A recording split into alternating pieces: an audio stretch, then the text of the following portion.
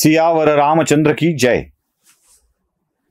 पंचवटीच्या पर्णकुटीतून रावणानं जणू आपल्या मृत्यूचंच अपहरण केलेलं आहे. कारण स्वतःहून रावण आपल्या मृत्यूला लंकेत घेऊन जाणार आहे आणि तिथे आता तो येण्याची, प्रत्यक्ष परिणामासाठी येण्याची प्रतीक्षा करणार आहे. एकट्या असलेल्या सीतेला रावण बळजबरी उचलतोय आणि आपल्या विमानात टाकून नेतो आहे. रावणाचं आकाशमार्गाने गमन सुरू असताना अचानक रावणाच्या समोर जटायू, गरुडराज जटायू समोर येतो आहे आणि हा जटायू रावणाला अडवतो आहे. खरं तर जटायू रावणाला कसं नीट वागलं पाहिजे, राजांनी कसं वागलं पाहिजे, स्त्रियांचं रक्षण कसं करायला पाहिजे या संबंधीचं ज्ञान देतोय. भैंस के आगे बिन बजाना आणि रावणासमोर ज्ञान सांगणं दोन्ही गोष्टी सारख्याच. पण वृद्धावस्थेकडे झुकलेल्या जटायूला असं वाटतं की आपण रावणाचं मनपरिवर्तन करू शकू आणि रावण कदाचित आपल्या सांगण्यावरून सीतेला सोडेल. हे एक. नंबर 2, पंचवटीत आलेल्या रामचंद्रांची भेट जटायूची झालेली होती. तुम्हाला आठवत असेल की जटायूने एकूणच सृष्टीच्या क्रम सांगितलेला होता, कोण कोणाचा पुत्र ते सगळं सांगितलेलं होतं आणि त्याला असं वाटलं की हे सगळं रामचंद्रांना सांगून आपण रामचंद्रांच्या जवळ जाऊ. रामचंद्रांची ओळख पटवून घेतली आणि सांगितलं होतं की मी सीतेचं रक्षण करीन. आपल्या देवाला दिलेला शब्द जटायू पार पाडतोय. तो रावणाला म्हणतोय, रावणा, रामचंद्र तुझ्या लंकेत आले का रे? तुला काही त्रास दिला का रे? नाही ना? मग तू भेकडासारखा अनावश्यकरित्या त्यांच्या पर्णकुटीत जाऊन त्यांची पत्नी का उचलून नेतोयस? असा विनाकारण त्रास द्यायचा नसतो. सोड, तू सीतेला सोड. रावण कुठला ऐकतोय? तो म्हणाला, ए सरक बाजूला, तू नसतं सांगायचं मला. कोण आहे मी माहिती आहे ना? रावणाची अवस्था अशीच आहे बघा, आपल्यासारखीच. आपण नाही का रस्त्यावर पोलिसांनी गाडी अडवली की त्याला विचारतो, माहित नाही का कोण आहे मी?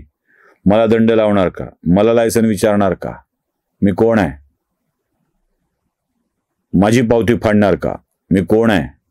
खरं तर मी कोण आहे याचा शोध आपल्याला लागलेला नसतो आणि आपण उगाचच फिरत असतो की मी कोण आहे, मी कोण आहे, मी कोण आहे, लोकाला विचारत फिरत असतो आणि लोक बरोबर आपली अवकात काढत असतात.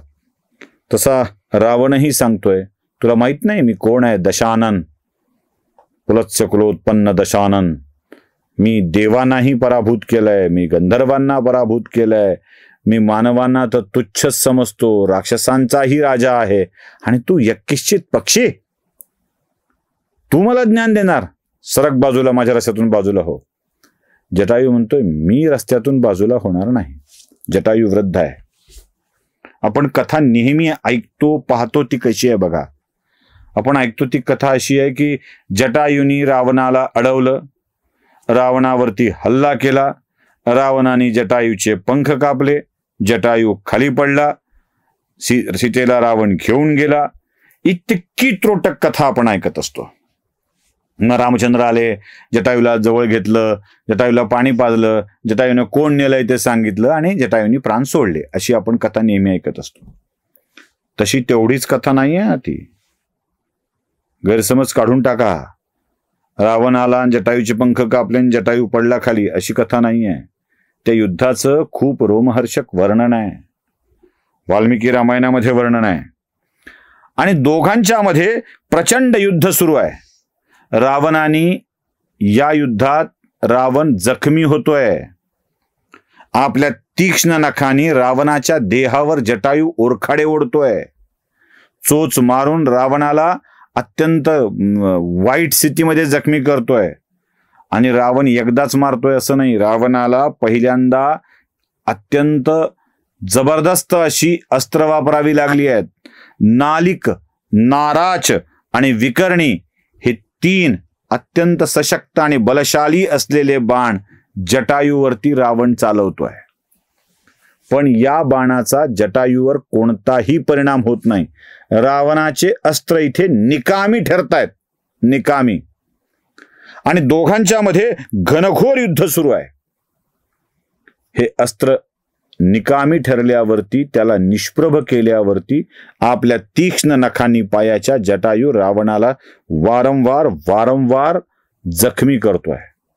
रक्तबंबाळ झालेला रावण आता याला सोडायचं नाही असं म्हणून आपला कालदंड नावाचं एक अस्त्र काढतो. आणि या कालदंडाचं वैशिष्ट्य असं आहे की ते सोडल्यावर हजारो बाण होतात आणि आपल्या समोरच्या लक्ष्यावर तुटून पडतात.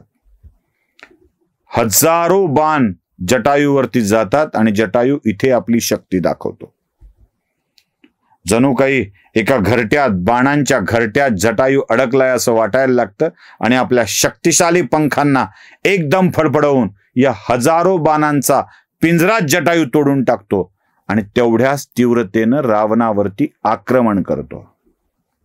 रावण खूप शक्तिशाली, रावण खूप बलदंड, हे सगळे जे आपल्याकडचे कथा आहेत ना, त्याला वालीनं बगलत घेऊन फिरला होता, सुग्रीवानंही धडाका दिला होताच, तसा जटायूनी सुद्धा रावणाला अत्यंत तीव्र विरोध केलेला होता, हे विसरू नये. जटायूचा पराक्रमाकडे दुर्लक्ष करून चालणार नाही. या कालदंड नावाच्या बाणांनी तयार झालेल्या हजारो बाणांचा पिंजरा जटायू आपल्या पंखाने उद्ध्वस्त करतो आणि जखमी जटायू थोडासा थकून खाली पडतो.